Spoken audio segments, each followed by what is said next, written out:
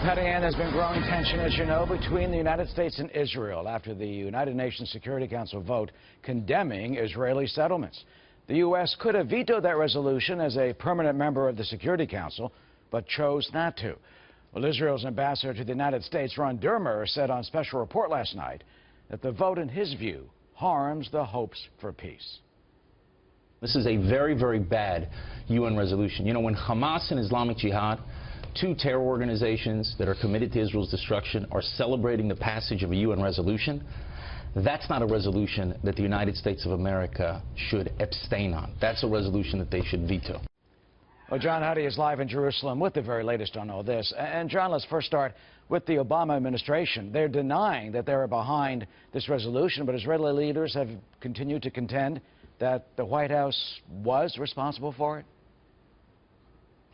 Yeah, that's right. And Prime Minister Netanyahu, Eric, over the weekend on Sunday, maintained that position, saying the Obama administration was behind the resolution. Also, David Keyes, his international foreign spokesperson, talked about that as well. I spoke with him. He said the same. And then, of course, Ron Dermer, who you just played the soundbite from, also maintained Israel's position about the White House being behind the UN resolution. And he also added to that on Special Report as well. Here's what else he had to say. Listen.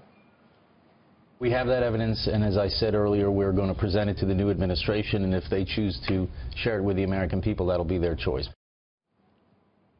And Ambassador Dermer didn't really offer any specifics on that or really elaborate, neither to the U.S. public nor to the Israeli public at this point. But again, it remains Israel's position. And Monday, President-elect Trump, we've talked about this, once again took to Twitter to take a shot at the UN, writing that the UN has such great potential, but is now just a club for people to get together, talk, and have a good time. So sad. Also, after the vote last week, as we know, he said that things are going to change after January 20th, but again, didn't really elaborate exactly what that means. And things are already changing here in Israel. Prime Minister Netanyahu has recalled his ambassadors to Israel from the countries that voted for this resolution, and he also continued to attack the UN over it and saying that Israel will reassess its ties with the UN, Eric. Yeah, and we may get that alleged evidence, as you say, once the Trump administration is in office. Meanwhile, Ben Rhodes, the president's deputy national security advisor, he was on Israeli television last night, Channel 2. What did he have to say about all this?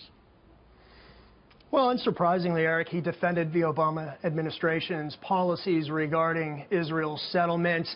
He again repeated the concern about the effect on the peace process and a two-state solution. Here's what else he had to say. Listen to this. When we see laws that aim to legalize outposts, when we see rhetoric that suggests that this is the most pro-settlement Israeli government in history, and when we see the facts on the ground, again, deep into the West Bank, beyond the separation barrier, we feel compelled to speak up against those actions.